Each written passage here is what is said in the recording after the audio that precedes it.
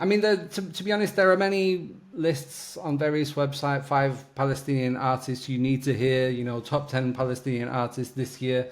I think my approach is to go a little bit deeper than the surface of that, because I think partly it's quite geographically limited. You see these lists and you think, why is there not a single musician from Gaza on these lists? Or why is it limited to a particular style? When people speak about alternative music, for example, top 5 alternative musicians. Well, in a sense, all of this music is alternative music. It is an alternative to the system of oppression that Palestinians are living under and subject to wherever they are.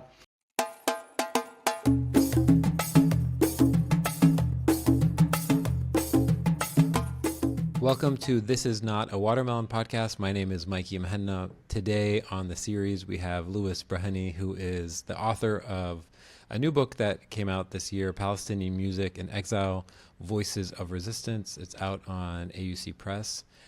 This episode is being recorded on July 15th at 2 p.m.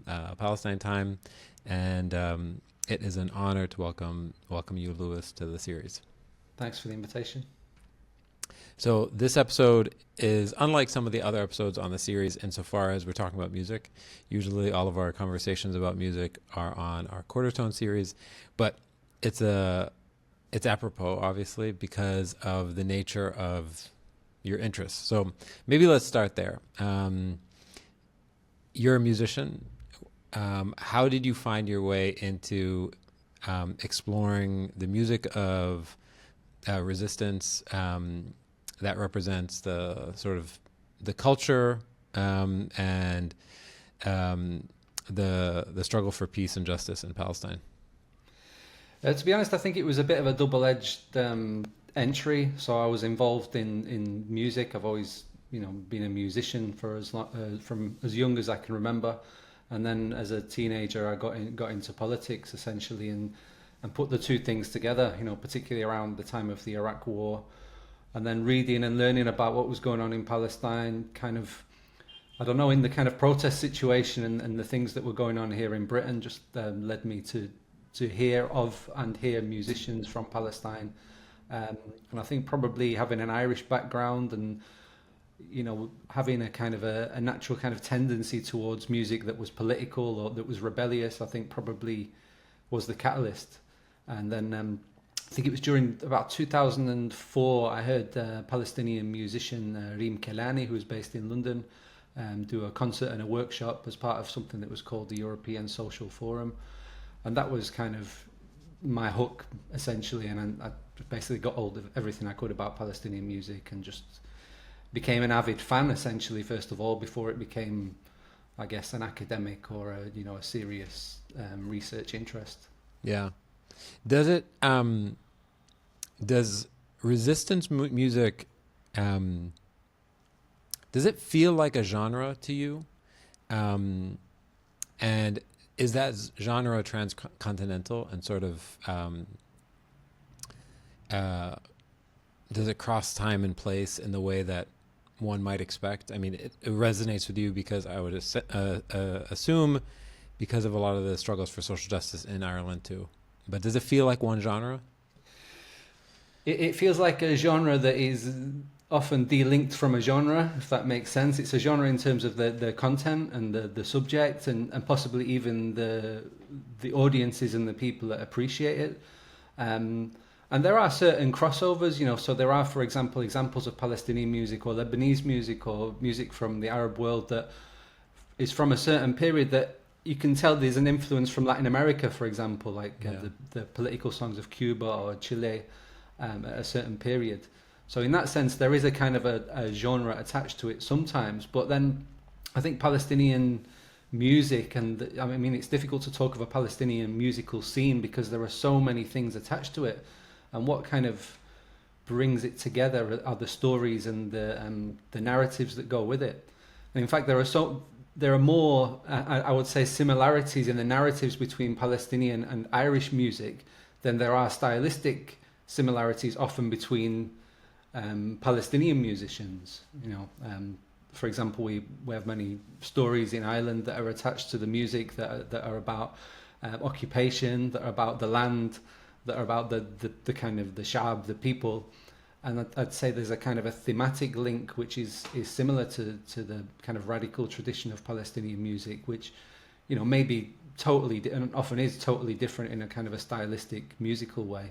So there are Palestinian musicians that adopt rap music. There are Palestinian musicians that will stick religiously to the oud and to traditional instruments. But you quite often find, I think, that their commitment, their identity as Palestinians and their want and need to express that, I think, is what unites them rather than just the kind of musical taste. Yeah. So the name of the book is Palestinian Music in Exile, and I'm curious why that framing for a structure for a book, and why did that make sense for you? And sometimes people don't pick their own titles, but I have a sense that this actually is quite intentional. Well, to be honest, initially it was like when I started to do this, I wanted to do it as a PhD study, which I eventually did, and I had this grand plan to go to every region of Palestine and put that into the research. But then when you're in Europe, you know, the P word, as sometimes people call it, is a real barrier to getting any funding or institutional support. So initially, exploring Palestinian music in the European and British context was, well, a kind of a byproduct of being denied funding to actually go to Palestine and do that kind of research. But I think it was through that I realized that exile and displacement is really central to the music of Palestine itself. So the book, every chapter speaks about a different experience in Palestinian exile history, you know, from Kuwait, the countries of Bilad al-Sham, Egypt, and other countries, but then also to recognize and to bring that back to Palestine itself. And looking at Gaza, for example, most people in Gaza are not from Gaza. There's a phrase by one of the musicians, Ali, in the book. She says, "Ana mish Ghazawiya, I'm not a Ghazan." Yeah. So there's this idea that Palestine itself, and this was something Edward Said said, that Palestine is exile, and many of the people in Palestine are exiled, even not from Gaza. You know, the Palestinians in 48 or in the West Bank are from elsewhere in Palestine. So it speaks to that sense of exile as well, I think. Internal displacement and So maybe let's take a moment to talk about the structure of the book and maybe some key figures. And before we set up this call, I asked you to pick a few songs or pick a few clips or interludes that might be good for us to listen to. So give me a sense of some of the structure of stuff, and then let's go through some of these interludes. Yeah. So I mean, the introduction is quite broad. It speaks about Palestinian music in a more broad sense than the kind of very specific, geographical focus of some of the chapters. So it speaks about the kind of trends in the history of Palestinian music. I mean, there's this idea in Western academia then that Palestinian music is a new area of study, but it shows, I think, in this introduction that people like Abdel Latif Barghouthi and others, these folklorists that were active in the decades after the Nakba to really collect and to protect the heritage of music. So it's not a new area of study. It was being done by Palestinians before. So I recognize that I'm a latecomer actually to this field of study. But also I think the intro kind of acts as a way of introducing the key themes, the ideas of resistance, the idea of exile, the idea of what the connection between culture and resistance is, and the kind of theoretical framework surrounding that. I mean, I come from a Marxist perspective, but I was very keen to kind of find the Palestinian Marxist explanation of what culture is and what resistance is, and then it leads you to people like Ghassan Kanafani, who clearly was not a musician. He was a literary figure, but all of these observations, I think, really help to kind of shape your understanding of the broader culture. And then the rest of the book is really kind of based on the themes connected to certain locations. So, for example, Kuwait was a region of massive Palestinian refugee living, particularly in the 60s, 70s and 80s before the forcing out of many Palestinians with the what is called the Gulf War.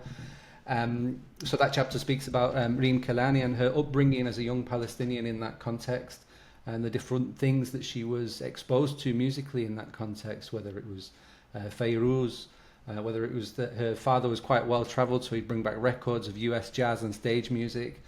And then she would refer to the music of Zaatar or Zayed, her mother's singing in the kitchen, essentially, of these traditional songs, which were always linked to weddings, quite interestingly.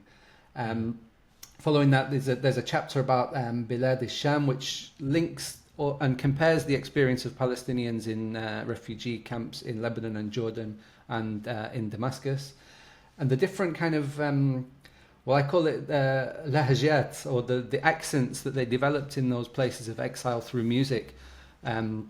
So there's a group of shabab in southern Lebanon, for example, who adopted the bagpipe, which was a Western instrument, but played traditional music on it.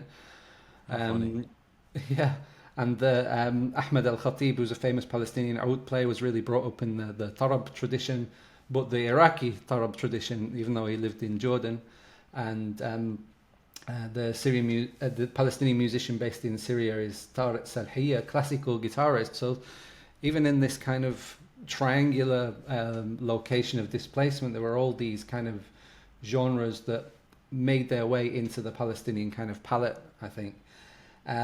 Following that, there are actually two chapters in the book about Gaza. One is about Ali, who grew up in the first Intifada in the 1980s. She was a young woman and then a teenager during the Intifada.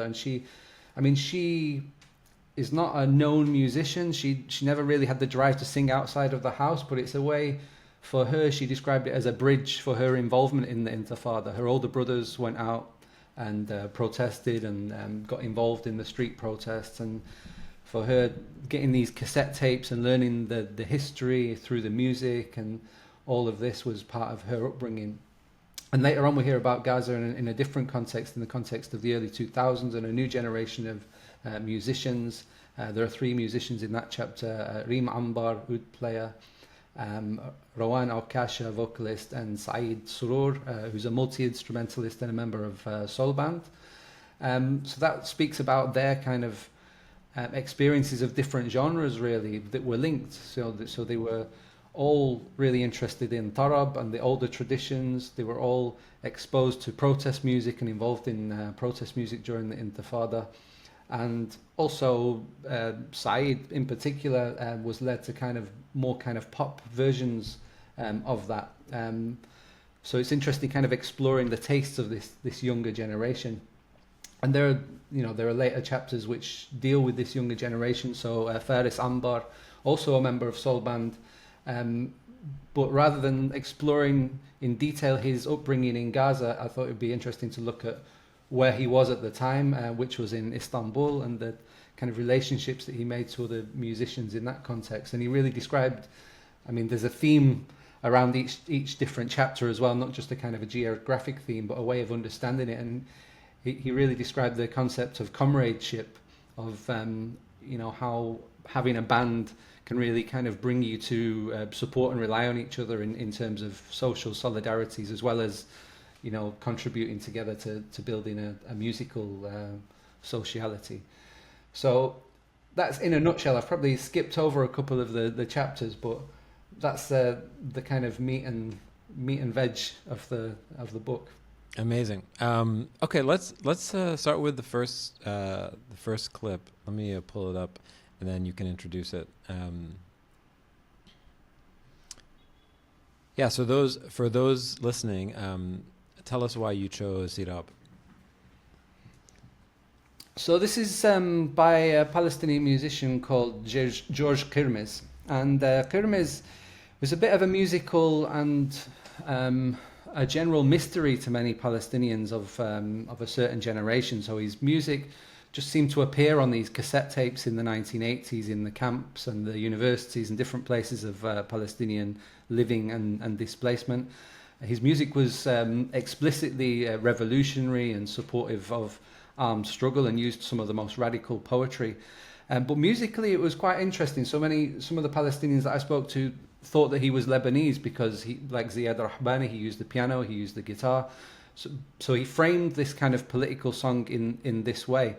Unbeknownst to those Palestinians in the region, he actually had a kind of a double life in the US where people did know who he was. So he was exiled from Jerusalem in the 70s after, I believe, a period of imprisonment.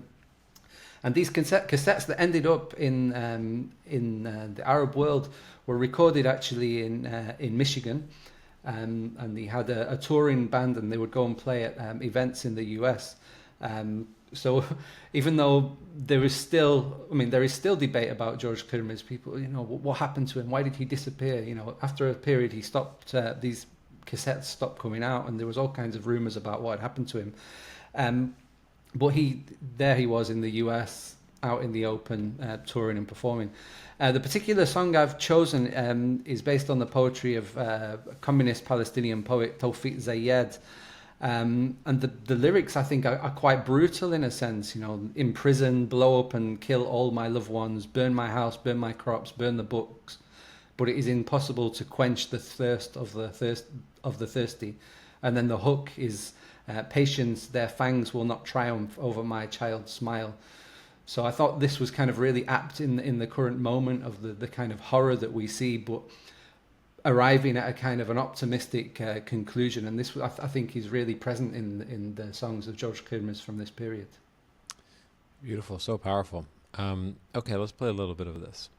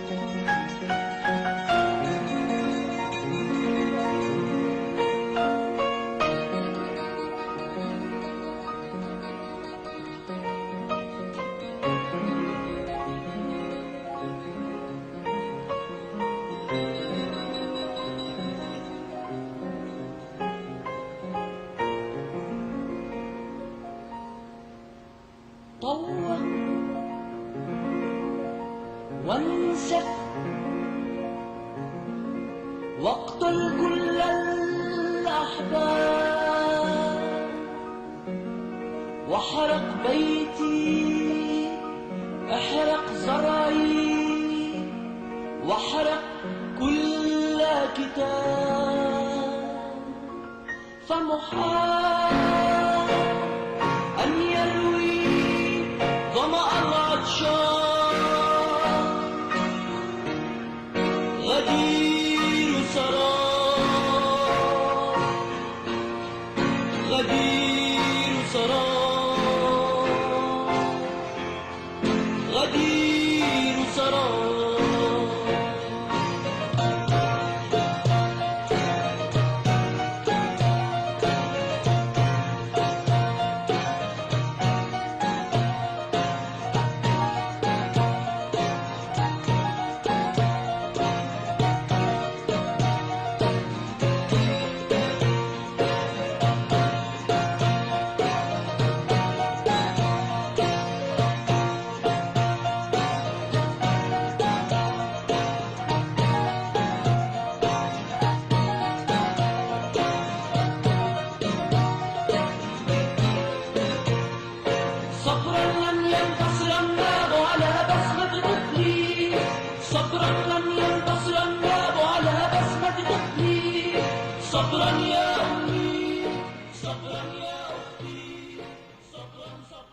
Okay, amazing. Do you remember the first time you heard this? Well, years and years ago, to be honest. I mean, a lot of these recordings from the 80s and 70s are kind of done the rounds on various streaming platforms in really low quality versions, but I managed to stumble across a vinyl of this, which is quite rare. Not a lot of these protest singers produced vinyl records. And actually, the vinyl itself contained a few kind of clues to actually where he was. And it, actually had the address of from where he produced the music and listed the musicians' names, which were a mystery and remain a mystery to many people. The name of the album, by the way, is "Ana Ismi Shab Palestine." My name is the Palestinian people. So there was this kind of anonymity that they gave to themselves. It was about the collective. It's not about me as an individual. It doesn't matter my name. I am the Palestinian people. I think that's that kind of example was really inspiring to many people, I think. Yeah. I'm curious, you started out earlier on talking about the challenges in funding and the P word and not being able to go and get funding to visit different parts of Palestine. However, there was maybe an appetite to support you to go speak to different folks who are, all across Europe or other parts of the world. I'm curious, how have people reacted to this work and to your work over the last 10 years in Europe now that, you've put the book out and you're talking about it and you're going around working on it? Have you seen any sort of step shift? It's quite an interesting question because aside from, I've done a few kind of interviews with people like Mohammed Assaf, obviously Arab Idol, and some of the musicians that I've written about, not just in the book, but in Palestine Chronicle and other places that are very well known. But what I'd really wanted to kind of focus on for this project is the kind of, Palestinian voices in general are unheard, but the kind of more grassroots version. The very first interview I did was with Reem in about 20 years ago, and she said that Palestinian music is unique because it is far removed from commercialism. And I thought that idea was quite interesting. The idea that the musicians are embedded in the people themselves. Look at the musicians in Gaza, for example, going through the same stuff. They don't live in kind of ivory towers or in places of privilege on a whole. So this kind of idea has kind of shaped my work, and I've been surprised. Possibly shouldn't be surprised that perhaps Palestinians in Gaza had not heard of the musicians that were prominent and well known in the West Bank, and vice versa. So there's also this kind of separation as well, and I think actually the process of research allows those conversations to happen.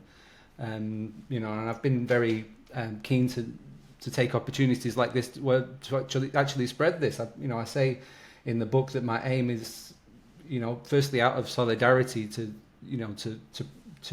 contribute rather than just kind of being a recipient of Palestinian music, but also if this helps to kind of allow the voices and the names that we don't perhaps know more broadly to be known about, then I think it has achieved its essential mission. Yeah. Okay, let's continue with the second one. Let me share my screen again.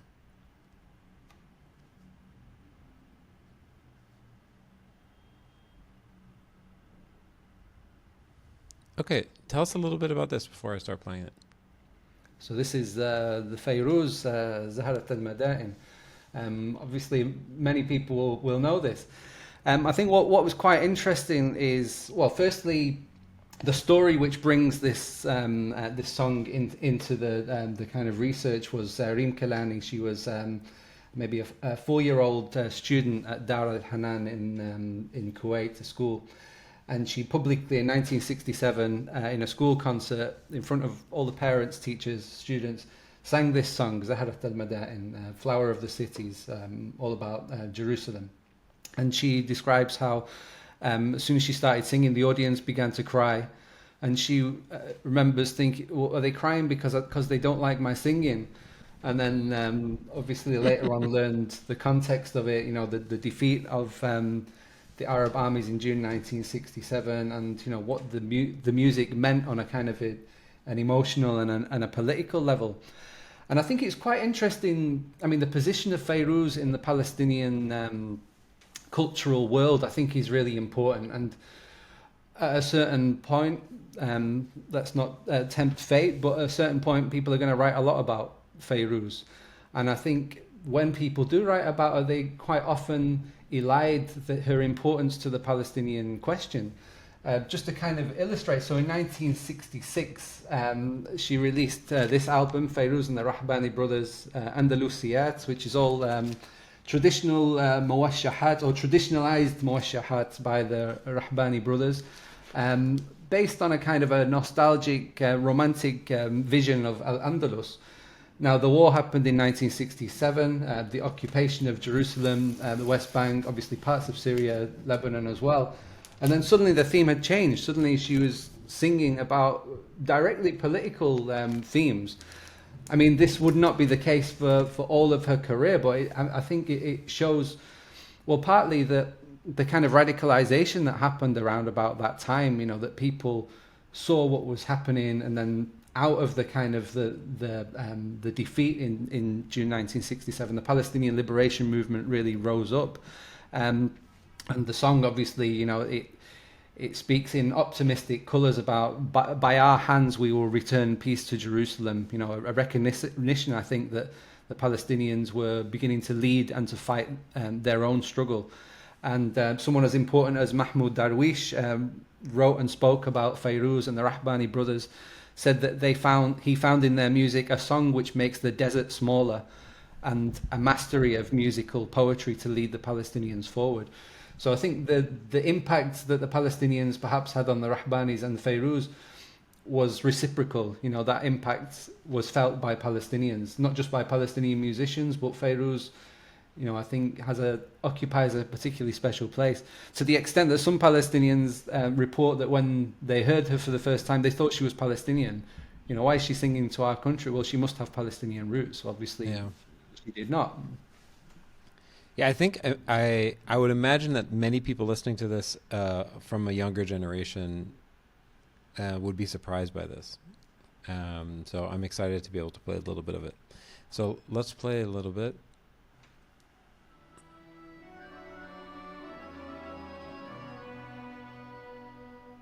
لأجلك يا مدينة الصلاة أصلي، لأجلك يا بهية المساكن، يا زهرة المدائن، يا قدس يا قدس يا قدس يا مدينة الصلاة أصلي. عيوننا إليك ترحل كل يوم، ترحل كل يوم، تدور في أروقة المعابد، تعانق الكنائس القديمة، وتمسح الحزن عن المساجد. عيوننا إليك ترحل كل يوم، ترحل كل يوم، تدور في أروقة المعابد، تعانق الكنائس القديمة، وتمسح الحزن عن المساجد. يا ليلة الإسراء، يا درب من مروا إلى السماء، عيوننا إليك ترحل كل يوم، وإنني أصلي.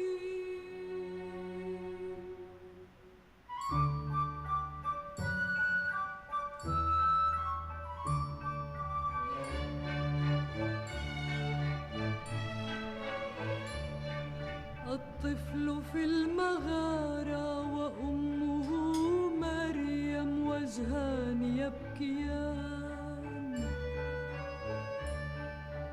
الطفل في المغارة وأمه مريم وجهان يبكيان، يبكيان لأجل من تشردوا، لأطفال بلا منازل لأجل من دافع واستشهد في المداخل واستشهد السلام في وطن السلام وسقط العدل على المداخل سقط العدل سقط العدل سقط العدل على المداخل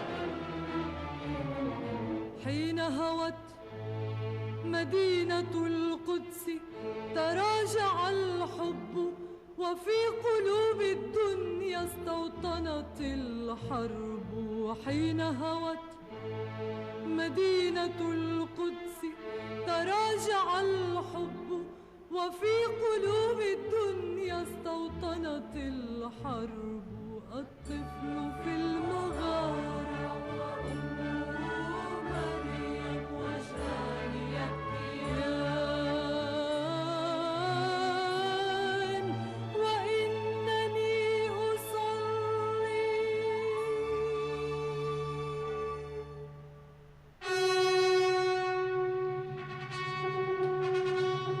الغضب الساطع آت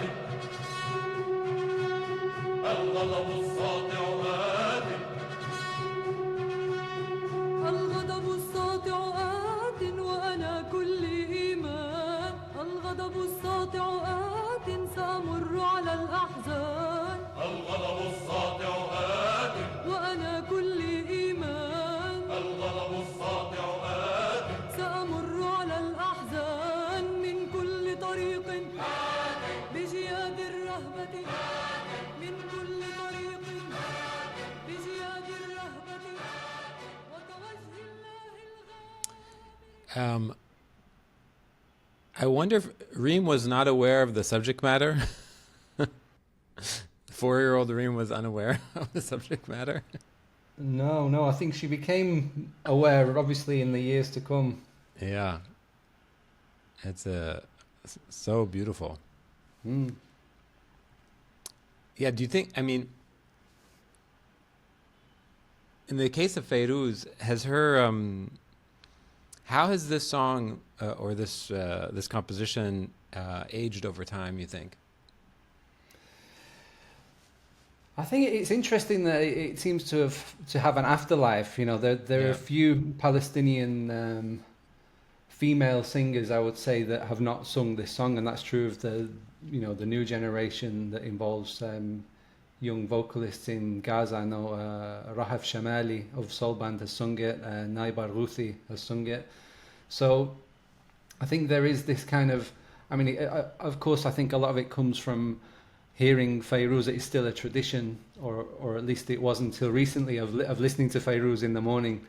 But I think there is an understanding among Palestinian musicians that there is a particular place that she occupies within their tradition, and you know, it's not Palestinian music, but it is music for Palestine, and there is a great tradition of that I think sadly not many people really know about these days. I mean, even Kulthum and the greats of Egyptian music, you know, had periods where they were producing really kind of highly politicized music, and I think it really speaks to a really interesting period in history, you know, when, you know, the rise of what was called the Palestinian Revolution after 1967, and you know, the kind of sounds and ideas and culture that accompanied that.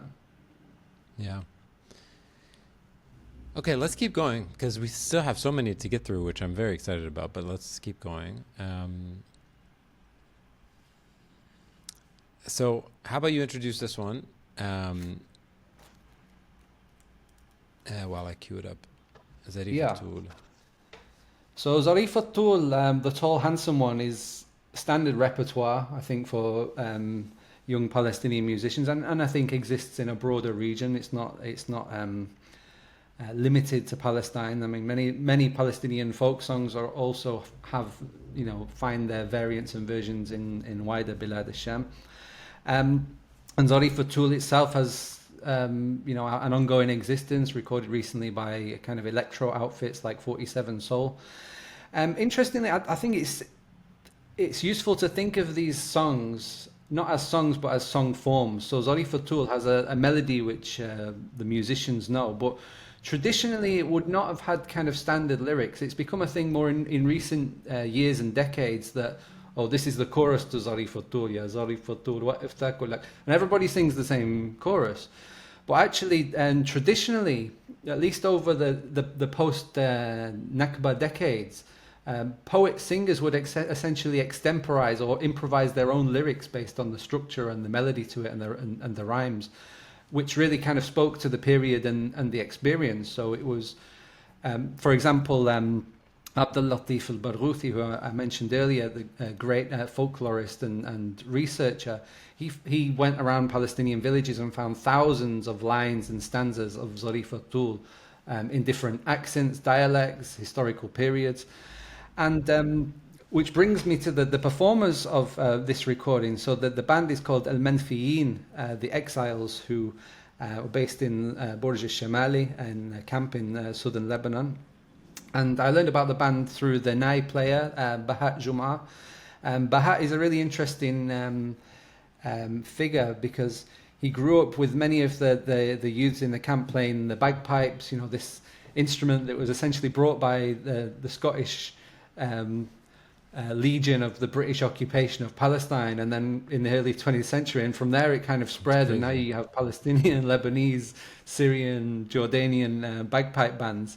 So they kind of essentially claimed the instrument as their own. And they would learn songs like Zareef al-Tool, Rabaye, Wena Ramallah in the camp. But Baha really describes coming up against the limitations of the instrument, and he essentially graduated from the bagpipe to the nai, the traditional flute of the region, in order to kind of explore a more kind of an extensive way of performing. So he, alongside the kind of traditional and revolutionary and political and wedding songs, he learned with his comrades in the band Muwashahat and Sama'iyat and all of these kind of traditional forms. And by the way, Bahat is younger than me. He's a kind of the younger generation of musicians, but he's dead against electrification and electronic music, which is really interesting because you'll meet a Palestinian in Haifa or in the US or in Europe who's the opposite. You know, all of their music is based in a kind of an electronic sound world.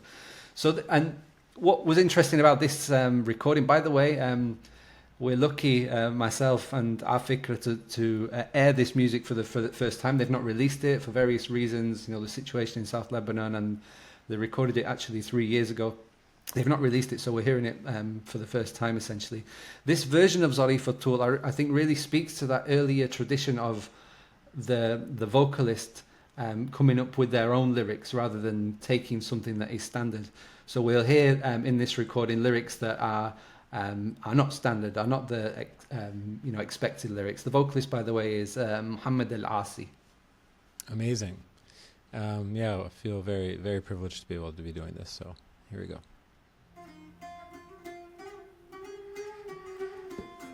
Okay, starting here.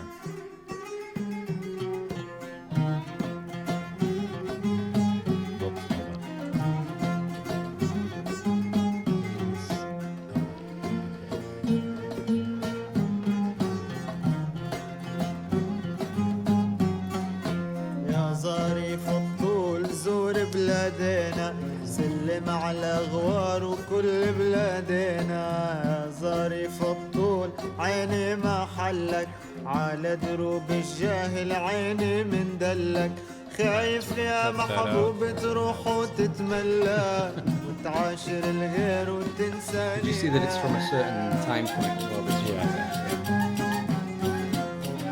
Alright, here we go.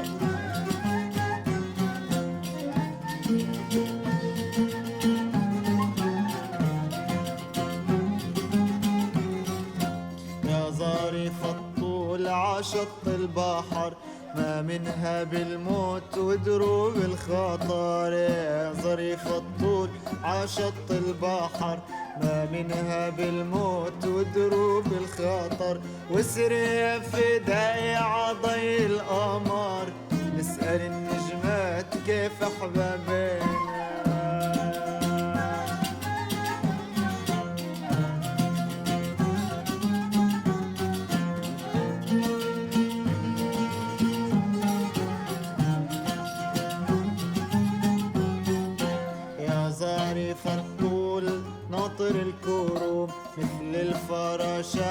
على بلادنا تحوم يا ظريف الطول ناطر الكروم مثل الفراشي على بلادنا تحوم كل ما يجيب القمر وتهل النجوم نسأل النجمات كيف بلادنا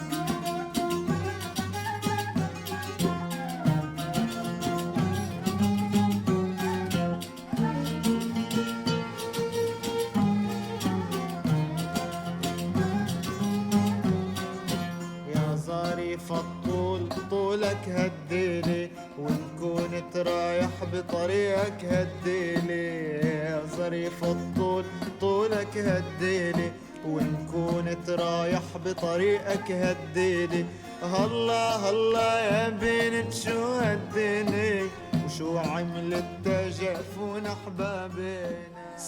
So when is this recorded? This was recorded about 3 years ago. I think they started it during the lockdown.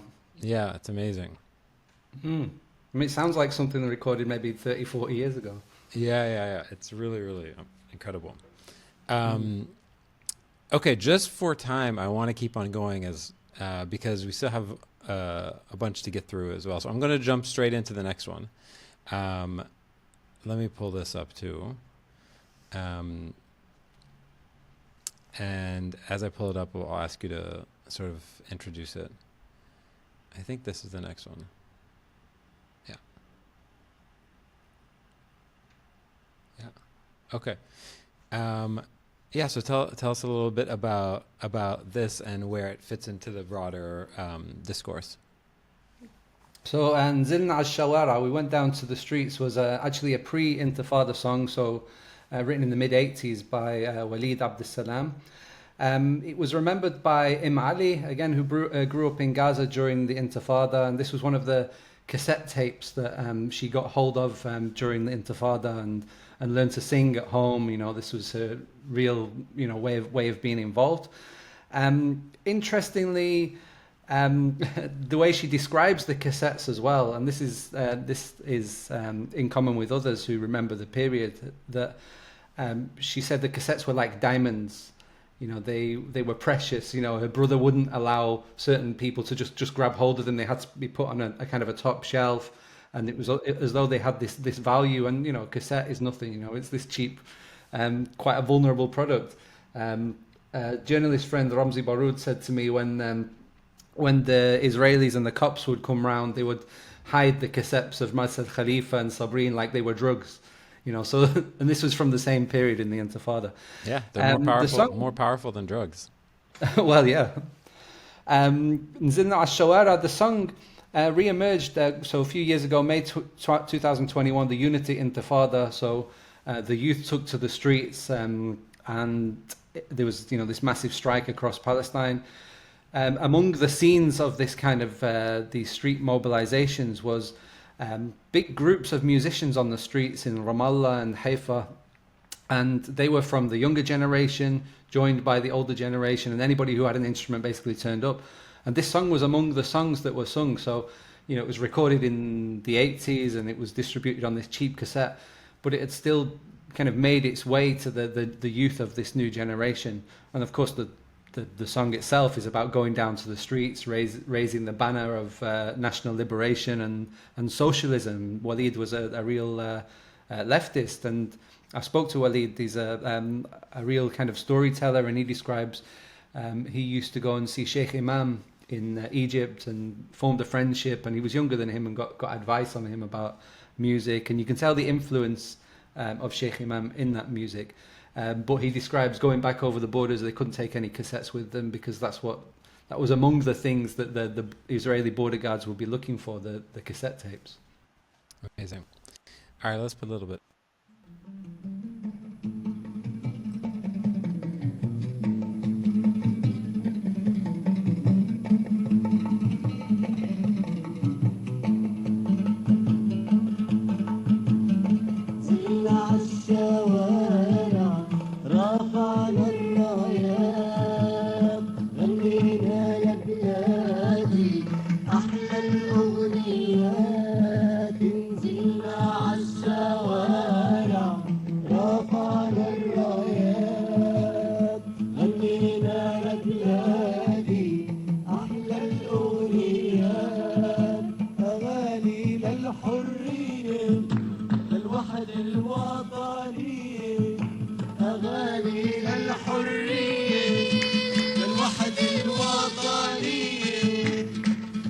للحرب الشعبية طريق الانتصارات للحرب الشعبية طريق الانتصارات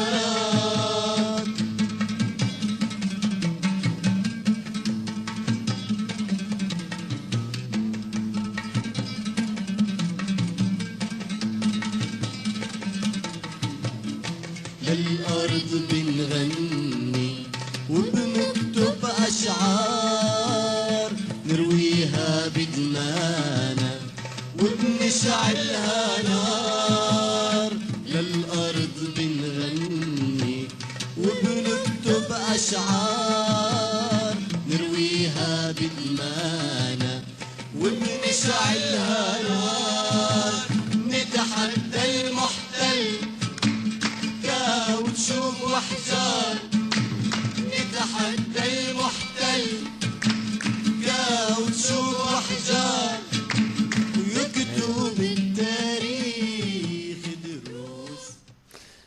When you were putting this book together, if I had asked you at the beginning of this process, like, who are the main figures that are going to be included in your research? Would you have known at the time? I don't think so. I mean, to be honest, at the beginning, when I'd started getting into Palestinian music about 20 years ago, the band that I was really hooked on was Sabreen. So Sabreen were a band that were formed in Jerusalem in the 1980s, and they used kind of unheard poetry and musical ideas from around the world. They were real kind of musical internationalists. And if you ask me today who are my favorite Palestinian artists, they would be in my top list. I have interviewed members of the band Sabreen, but there's no chapter in the book about Sabreen. So, I mean, kind of, it was, in a sense, it was dictated by circumstances, but I think that the process of research maybe led me to avenues that I would not have thought of. But then you sit down with some of the musicians, like the next track that we're going to hear, Tamer, Abu Ghazaleh and Huda Asfour were profoundly and are profoundly influenced by Sabreen and that generation of musicians from the 1980s in Jerusalem. And in fact, Khalid Gibran was a mentor to Tamer and Huda, and he wasn't a core member of the Sabreen band, but he was the same generation. He played with them, played buzuk with them on various tours. And they really kind of, I think, took on the influence, the kind of experimental and kind of worldly influence of that music of what you might call the Sabreen generation in Jerusalem. Amazing. Let's listen to it and then keep going. So this clip is on, the last clip we watched was on YouTube. This one is on SoundCloud. So let's listen to it.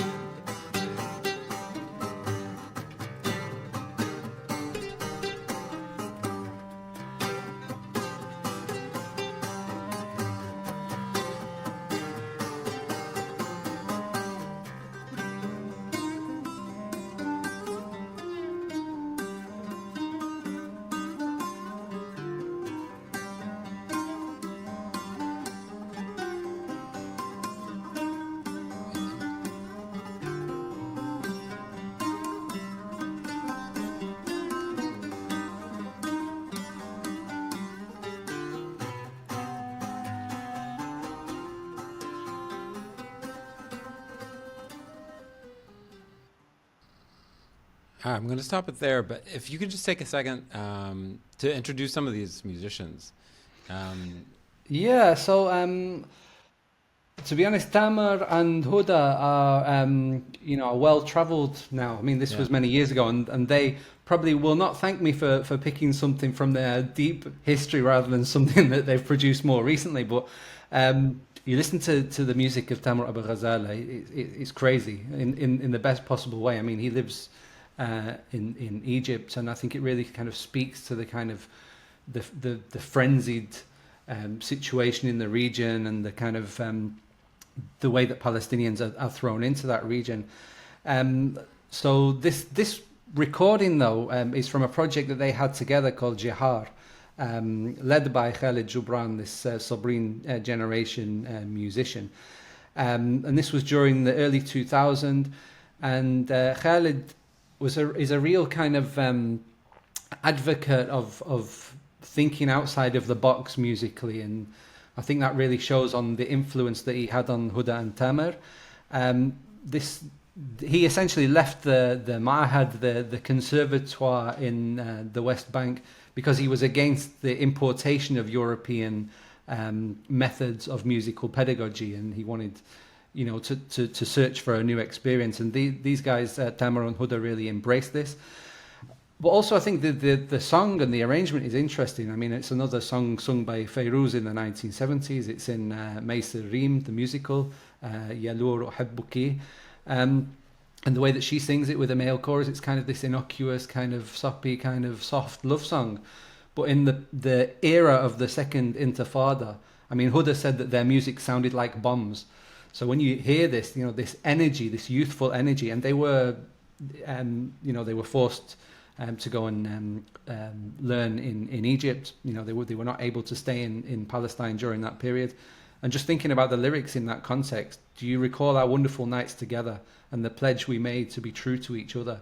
So it's talking about kind of love and loss, and this kind of frenzied connection to Palestine that was being threatened in that particular historical period. Yeah, it's super powerful, beautiful. And Tamer and Huda, I really hope you guys are available to come on Quarter Tones soon, because we'd love to discuss some more of your more recent more recent stuff too. All right, let's jump ahead to a song that is sort of almost ever present, I feel.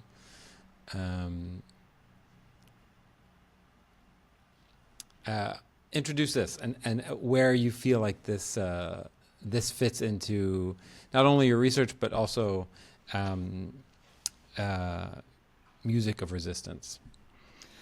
Yeah, so Jafra, he's kind of known as a wedding song, a song of celebration, and I've heard experiences of musicians from Gaza being kind of almost confronted with the question in Europe, isn't all Palestinian music sad and miserable? And then being able to respond with something like Jafra, this song of celebration. I mean, even in Gaza now, there are wedding songs being sung, in the most horrific circumstances in the camps, the tents and so on. The chapter name in which this soul band is featured is Ahla Ayyam, the most beautiful days. And this was a musician, Reem Anbar, describing Gaza during the Second Intifada, and this was a period of horrific warfare upon the Palestinian people, arrests, this almost random bombardment whenever the Zionist state felt like it. But at the same time, there was this kind of togetherness and this kind of drive to celebrate the positivity of Palestine. And I think it's no coincidence that many of the most popular and well-known Palestinian songs are songs of celebration, songs of weddings. This particular band, soul band, were in Gaza throughout at least 6 months of the current genocide before managing to get out. But while they were in Gaza, they were performing, they were getting together whenever they could. You know, they lost their instruments, they lost their homes, they lost family members, but it was important for them to keep together. And so much in their repertoire has this kind of air of positivity to it. Not just Jafra, but other examples as well. Yeah, so it's really about the kind of the celebration of being Palestinian in the face of everything. Let's do it.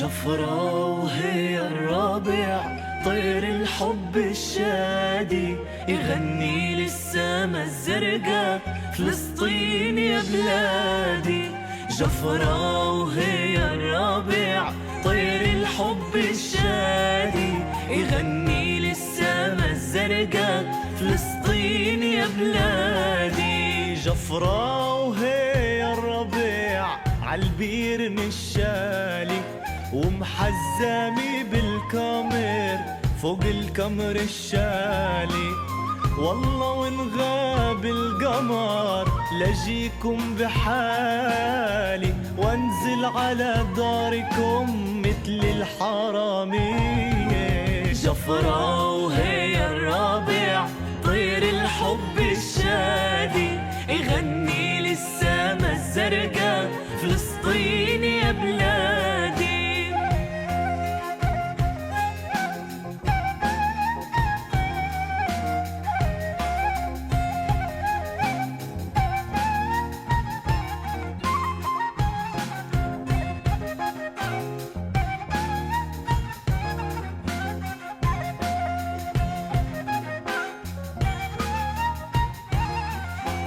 جفرة وهي الرابع طير الحب الشادي يغني للسما الزرقاء فلسطين يا بلادي جفرة وهي الرابع طير الحب الشادي يغني للسما الزرقاء فلسطين يا بلادي وعلى لولا لا وعلى لولا لولا. So, I guess the question I have about this is, and it's kind of getting to the point that you had earlier, which is, in your mind, is all Palestinian music music in resistance?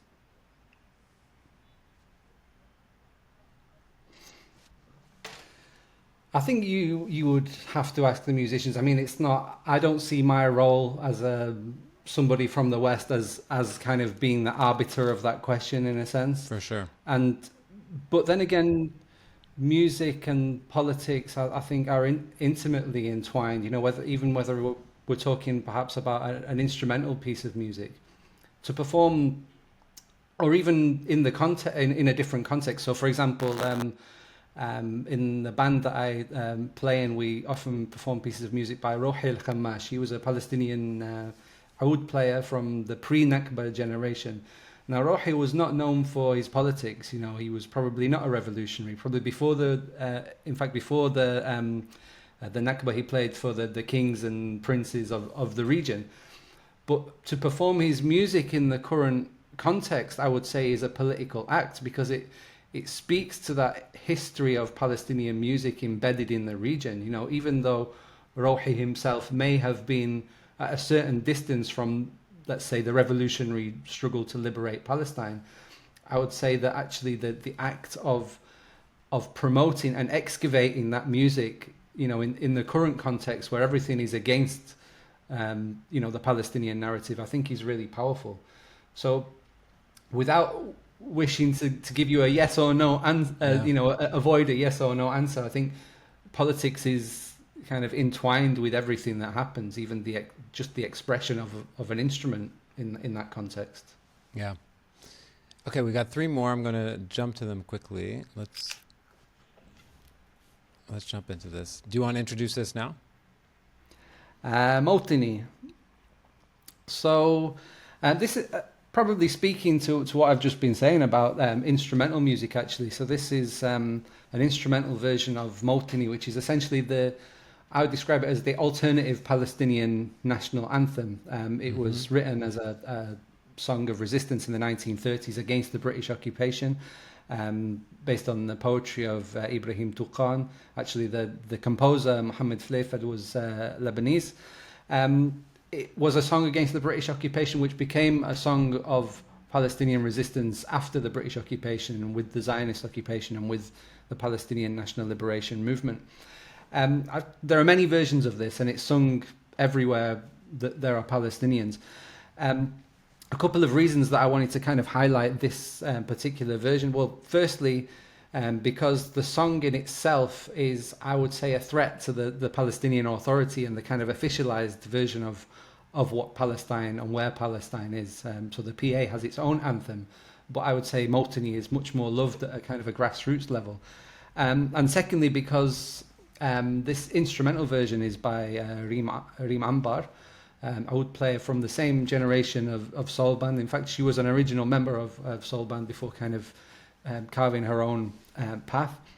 And the oud itself is under threat from colonization, co-option, and outright theft by the occupation. So, for example, every October until, don't think it happened last year, every October there was a Israeli oud festival in Jerusalem where they would essentially attempt to convince whichever musicians they could to come and play in this festival, firstly to stamp their supposed right to the city of Jerusalem, and secondly to co-opt the music of the region to say, well, the oud is Israeli, like the hummus and everything else that they try to claim.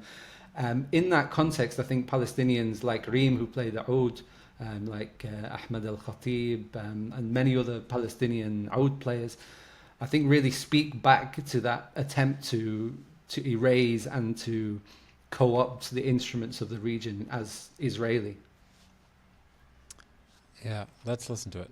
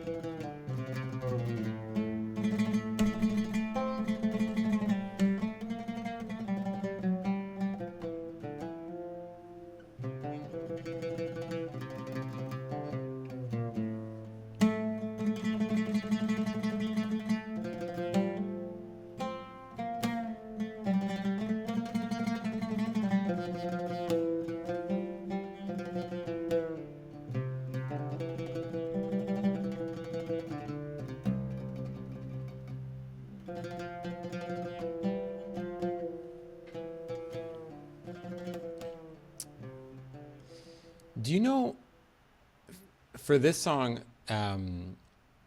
Mautini, do you feel like the different versions, do you have a different relationship with different versions of it? I think I have different associations to where and when I've heard the song. For example, I thought there was I mentioned this in the kind of concluding chapter of the book. There was a big Palestinian event in Manchester involving hundreds of people, like a community dinner, and the Palestinian ambassador or the PA representative, let's say, in London came.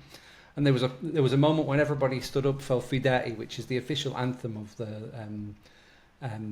the Palestinian Authority. And you have to stand up and listen to the recording, and then you sit back down again, and it's this kind of lifeless experience. And later on, the musician who was present at this event, Rola Azar, sung Motini, and it was a totally different experience. The whole of their room were on their feet singing this song.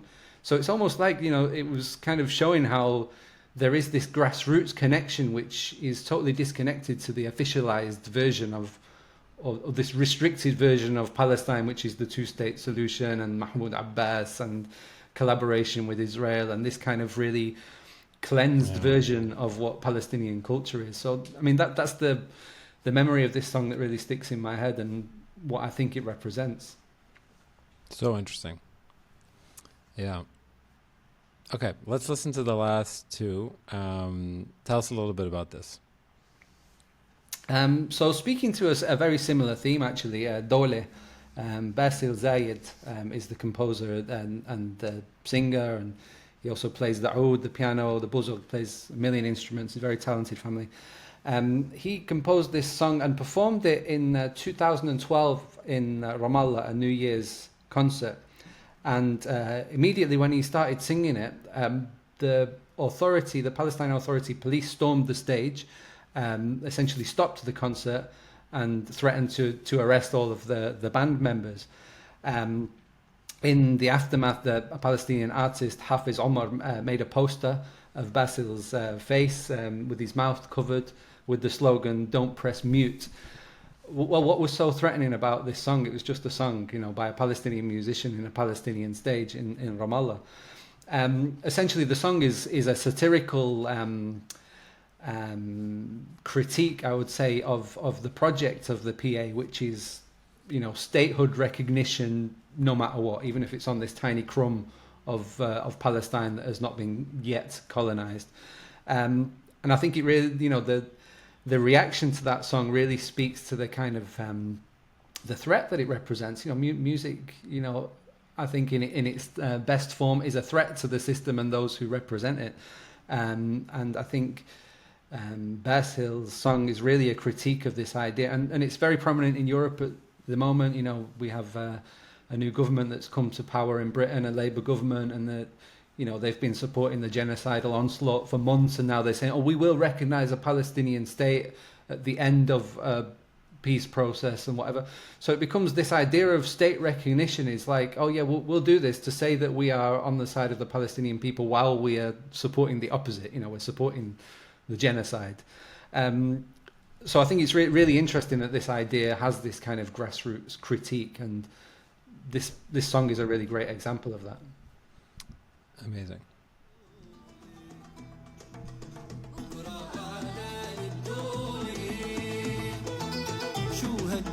شو هالدولة نيال اللي ضل ملزق بلكي لحق هالدولة نيال اللي ضل ملزق بلكي لحق هالدولة راحت علي ما استنى راح وما لحق هالدولة هالدولة بكرة أعلان الدولة شو هالدولة شو هالدولة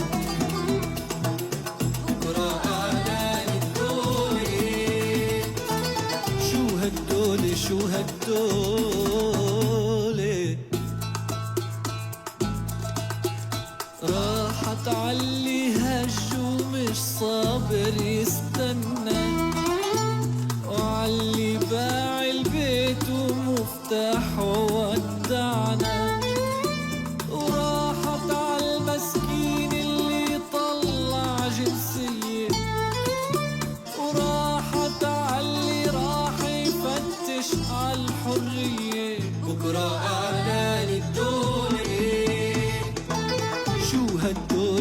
هالدولة بكرة أعلان الدولة شو هالدولة شو هالدولة نيال اللي ضل ملزق بلكي لحق.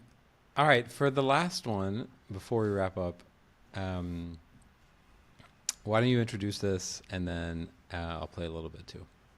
Yeah, so I thought it was important, and this is kind of comes into the conclusion section of the book as well, to restate the centrality and importance of Palestinian political prisoners in the struggle, including those involved in the resistance operations on the 7th of October. Many of them were former political prisoners, and in the ongoing fight back, many of the people that are leading that are former political prisoners. Now, not to in any way romanticize the life of a political prisoner, but music is involved arguably in every step of the way. So when a prisoner is detained, you know, part of the collective kind of cultural and protest schedule involves learning songs, and prisoners describe often, you know, people from the outside bringing in new songs and then learning songs that have become kind of a staple of the Palestinian political prisoners movement. Well, some well-known prisoners have songs written about them while they're inside. On the outside, people perform these songs or play these songs at demonstrations, and then when they're released, there is invariably a scene where music and celebration and quite often the family members of the released prisoner sing to them, you know, in celebration. The example here is Al-Kaabi, who's a former political prisoner of more than 19 years, beginning in 2003. I interviewed him when he was released, but the song that I've chosen was actually dedicated to him while he was on the inside by comrades and friends of his in the Hisha camp in Beit Lahem. The lyrics, you know, it's quite a long mawal and a dedication to him. We people of the camps are distinguished. Our hearts together, we feel the pain of one another. O mother, we were raised on loving kindness, despite the blood falling as tears. We promise, O Al-Kaabi, you will return to our friendship. We'll sing you and bid you marhaba and welcome you back to our land. So I think this kind of process of sumud on the outside, this steadfastness and belief that the comrades will be freed, I think really kind of inspires those on the inside to kind of continue that fight. And there are many other examples of music related to the Palestinian prisoner struggle that we could speak about. And also just to restate, you know, the centrality of the prisoners, you know, particularly now, you know, particularly in the inhumane conditions that, you know, we barely even hear about, you know. Yeah. All right, let's play a little bit of it.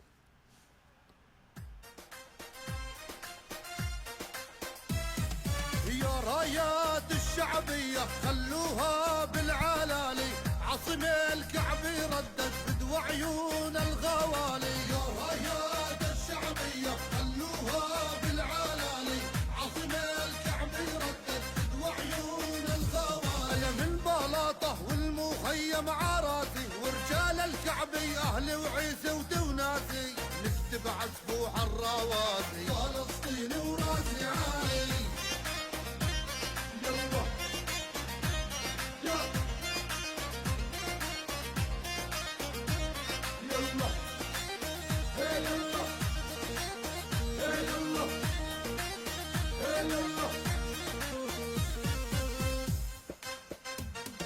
عاصم الكعبي نادانه علينا رايتنا الحمراء واحنا معاكم يا غسرانه فلتحيا الزنود السمراء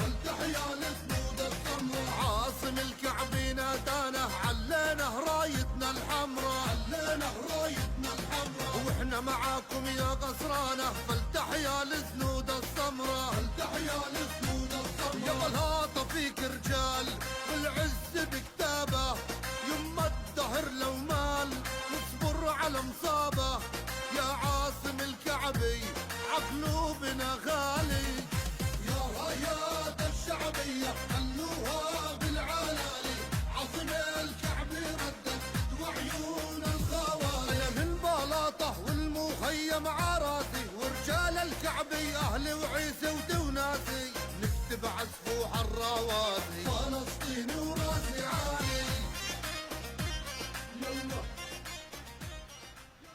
Louis, man, I can't thank you enough for sharing this stuff with us.